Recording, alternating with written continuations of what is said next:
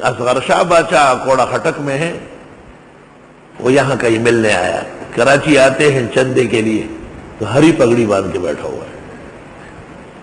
گھر پر محمد انور شاہ ہے کا ایک بریلوی بزرگ دفتر کے سامنے بیٹھا ہے اور طالب علم اس کو گھورتے ہیں، کہیں مارے نہیں، میں چٹ پٹ باہر آیا، وہ بادشاہ سے پخیر ڈالا اور بریلے شوئے انہاں لاجنی کی ماوی کنا لوگوں نے دین پہ خوشحالی کی نن پا پکشینو وو میں لکا دن سن پٹ کے راڑ نشین ما ترا کا تو آگشتو سن پتو فالو فتبیدو۔ اور ایک بزرگ اور تشریف لائے، زور کی نماز پڑھی، وہ وضو کرنے گیا، ہری پگڑی تھی، طالب علموں نے ہری پگڑی اٹھا کے غائب کر دی۔ وہ میرے پاس آیا، سائی میں حضرت حالیجوی کا مرید ہوں، میری موجودگی میں حضرت بنوری بھی تشریف لاتے تھے، اب آپ کے طالبوں نے میری پگڑی کہاں کر دی؟ میں نے کہا حضرت کون سی پگڑی تھی؟ کہا ہری۔ میں نے کہا حضرت حالیجوی نے ہری باندھی تھی؟ کہا نہیں۔ میں نے کہا حضرت بنوری کو کبھی ہری پگڑی میں دیکھا تھا؟ نہیں۔ میں نے کہا تو آپ پر کیا بلا نازل ہوئی ہے کہ کفار کے ساتھ مشابہت کر رہے، غلط لوگوں کے ساتھ؟ میں نے اندر سے ململ کی چمکتی ہوئی سفید پگڑی، میں نے کہا یہ آپ باندھیں، یہ آپ کی شان کہلائے گی۔ فتبینو، اے لوگوں چھان بین کیا کرو، زیادہ سختی نہ کیا کرو۔ تعلیمی سبق میرا اور ہے، سلوک تمہارا نرم ہونا چاہیے تھا تاکہ تمہاری تبلیغی وسعت پیدا ہو جائے۔ اللہ، غلطی سے ایک بریلوی مسجد میں چلا گیا، بہت زمانہ ہو گیا، نماز کے وقت مجھے کہتے ہیں مفتی ظہور علی خان آن پہ، میں نے کہا بریلوی مسلمان ہیں کافر ہیں؟ میں نے کہا وہ تھوڑے سے ذرا کمزور ہے۔ کہا صحیح بتاؤ۔ میں نے کہا جو 3 عقیدوں کا مرتکب ہے، بشریت کا منکر، حاضر ناظر کا مدعی، علم غیب کا مدعی، نبی اور ولی کے لیے وہ کافر ہے۔ میں بشریت کا منکر نہیں، نبی بشر ہے لیکن نور بھی ہے۔ ٹھیک ہے، اب کیا ہوگا؟ کہنے لگے نماز آپ پڑھائیں گے۔ نے کہا کیوں؟ کہ موحد کی نماز بدعتی سے اچھی ہوتی ہے۔ میں حیران ہو گئی، اللہ یہ کیسے بدعتی ہے؟ مجھے پکڑ کر آپ پڑھائیں، آپ کی نماز خراب ہو جائے گی میرے پیچھے۔ یہاں ایک دفعہ میں آیا، یہاں ایک دکاندار تھا، یہ سامنے حکیم صاحب کی مارکیٹ کے پیچھے اس کی دکان تھی، میرے جاننے والا تھا لیکن پاگل ہوتے ہیں وہاں۔ مجھے کہتے ہیں 4:30 بجے دعا ہے دکان کی، تم بھی آ جاؤ۔ ٹھیک ہے، میں بھول گیا۔ عصر کی نماز میں دیکھا تو مجھے کسی نے کہا ایک عورت آ کے بیٹھی ہوئی ہے۔ میں نے کہا کیا؟ کہ مسجد میں ایک عورت بیٹھی ہوئی ہے۔ میں نے آ کے دیکھا تو شاہ احمد نورانی صاحب ہے۔ وہ جب سر پہ رومال ڈالتے تھے اس کے اوپر ایک شال ہوتی تھی اور یہاں تک وہ پان پھیلا ہوتا تھا، کجل یہاں تک، ایک عجیب حیت تھی اس کی، واقفیت تھی۔ میں آیا، میں نے ہاتھ ملایا، میں نے کہا نماز پڑھا لو۔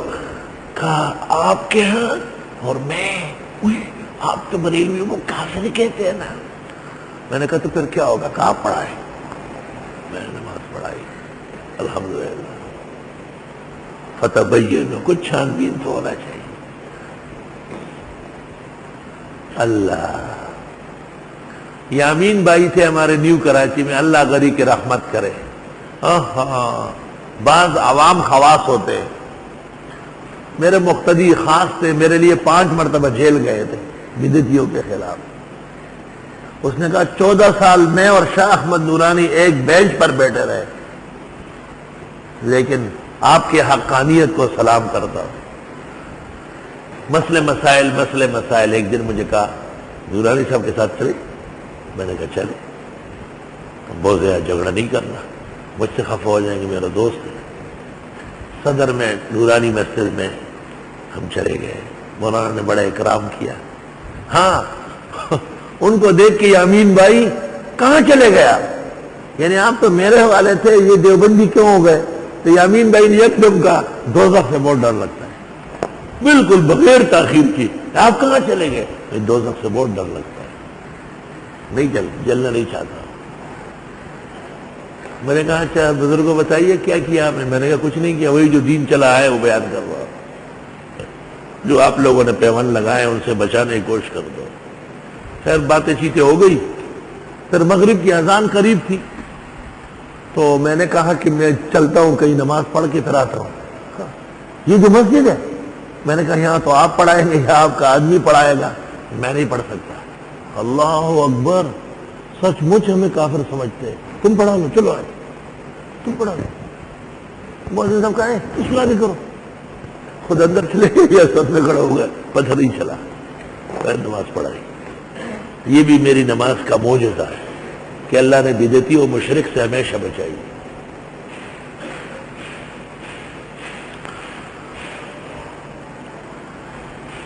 وما كان لمؤمن ان يقتل مؤمنا الا خطأ، شان نہیں ہے مسلمان کی کہ قتل کرے مومن کو مگر غلطی سے۔ خاتون پہلی بار کی ہے، بچہ ہوا ہے، عقل مند گھرانوں میں پہلی بار کی عورت کو بچہ ساتھ سونے نہیں دیتے، کیونکہ وہ نوجوان لڑکی ہے اور وہ جب سو جاتی ہے اس کو پتہ نہیں چلتا، چھوٹے بچے کے اوپر کروٹ لے لی، وہ تو ذرا سا اتنا سا ابھی پیدا ہوا ہے، صبح دیکھا تو وہ چپکا ہوا مرا ہے۔ یہ بھی قتل خطا ہے اور شبہ خطا ہے۔ بعض علماء نے اس کو شبہ عمد بنایا ہے کہ نظر آ رہا ہے کہ ایسا ہو سکتا ہے پھر بھی اس کا ارتکاب کیا جاتا ہے۔ فقہ کے اندر لکھا ہے کہ ایسی خاتون جب فراغت ہو جائے گی اور نفاس سے نکلے گی 2 مہینے مسلسل روزے رکھے گی تو اس کے بغل اور گود میں معصوم بچہ مرا ہے اسی کی حرکت سے۔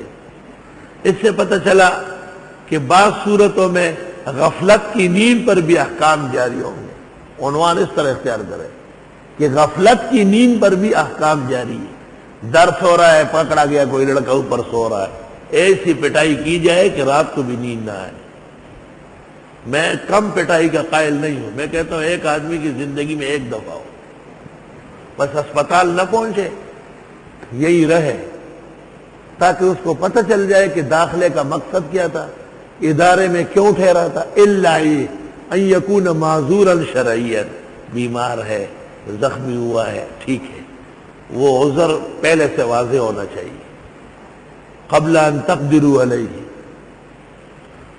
صرف تمہارے نانواتی اور مدارات نہیں ہے، تمہاری صحیح معنوں میں ٹکا ٹکی ہے۔ ایسے بیدار رہو، خبردار کہ کوئی آگے پیچھے ہوا۔ اور یہ جو پرانے طلباء ہیں ان پر بھی ناظمان نظر رکھیں کہ یہ خالی تعطیلات گزارنے آئے ہیں ٹھنڈے چھاؤں میں بیٹھ کر، یا قرآن شریف سیکھنے آئے ہیں۔ بس 7:30 کے آس پاس تم سے مسجد بھری رہنا چاہیے۔ کل سے اگر روزہ ہو گیا پھر تو درس بھی 7:30 بجے ہوگا، کیونکہ جماعت ہماری تقریباً 1 گھنٹہ مقدم ہو جائے گی فجر کی، یا آدھا گھنٹہ، کیونکہ 5:15 کا اعلان کیا ہے، 5:15 کا آدھا گھنٹہ، تو اسی حساب سے آدھا گھنٹہ درس مقدم ہو جائے گا۔